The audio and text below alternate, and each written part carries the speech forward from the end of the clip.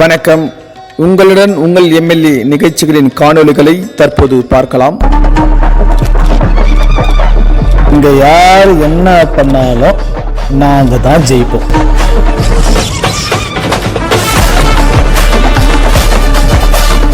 வேலூர் மாநகரம் சைதாப்பேட்டை பகுதியில் உள்ள அருள்மிகு திரு ஸ்ரீ அபயாம்பிகை திருக்கோவிலில் கார்த்திகை தீபம் திருவிழாவை முன்னிட்டு ஆலய நிர்வாகிகள் சார்பில் சிறப்பு அன்னதானம் நடைபெற்றது. இந்நிகழ்ச்சியில் வேலூர் சட்டமன்ற உறுப்பினர் திரு பா கார்த்திகேயன் எம்எல்ஏ அவர்கள் கலந்து கொண்டு பக்தர்களுக்கு அன்னதானம் வழங்கினார்.